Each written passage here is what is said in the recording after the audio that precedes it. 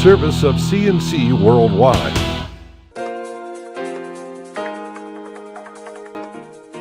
The Daily is a service of CNC and Jib Jab Greetings. I'm Bud Lowell. Your full AccuWeather forecast always on top here on your CNC local page. Playgrounds and swimming pools at New York State parks and historic sites will have smoke-free areas this spring. The New York State Office of Parks, Recreation, and Historic Preservation will create smoke-free areas in outdoor settings where large numbers of people congregate. Smoke-free areas will be established around all playgrounds and swimming pools, plus swimming beaches, pavilions, picnic shelters, outdoor seating areas, and other marked spots. State Parks Commissioner Rose Harvey said this ensures all visitors have a place to go in the parks to enjoy fresh air while also protecting children from secondhand smoke. Also means fewer butts to pick up.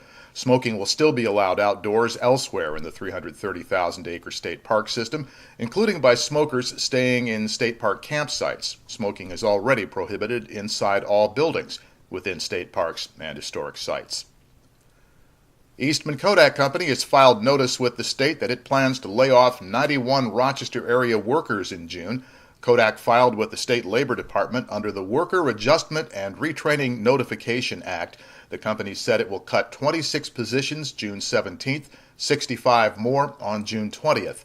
These will be the largest numbers of layoffs since Kodak filed for Chapter 11 bankruptcy protection in January. Most of these cuts will come from Eastman Business Park. A Greece daycare provider has been found guilty on 2 counts of reckless assault for shaking a baby left under her care. Tina Sardisco was found guilty by a Monroe County court jury after 40 minutes of deliberation. She testified that the 6-month-old girl began choking and that she called 911 asking for help. Sardisco used a doll to reenact what she said happened on May 12, 2011. She told the court that she hit the child on the back and then slammed the baby on the floor in an attempt to perform the Heimlich maneuver. But the prosecution said the evidence showed Sardisco had shaken the child hard enough to cause bleeding of the retinas and in her brain, and that's what the jury believed. Sardisco was released on her own recognizance and faces sentencing in June. She could get up to 7 years in state prison. Rochester police say 1 man was killed, 2 others hurt Monday night in a triple shooting in northeast Rochester. Police say they aren't sure what led up to the shooting. They wouldn't talk about possible suspects.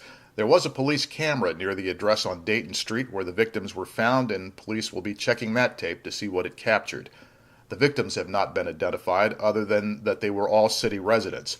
They were an 18-year-old, a 22-year-old, and a 23-year-old man. The 22-year-old was pronounced dead at Strong Memorial Hospital. The other victims are being treated there. The Rochester City School District has a list of finalists for the job of district superintendent. Interested city residents have a chance to meet them on Tuesday, April 17th at East High School. The City School Board is hosting a community meeting and question and answer session with the finalists. This is for faculty, parents, and students of the city schools. It's at East High at 6 p.m. The board plans to decide in May who gets the job. Former school board president Bohan Vargas has been serving as interim superintendent for nearly a year.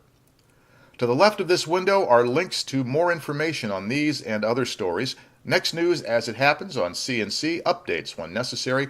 I'm Bud Lowell, CNC News.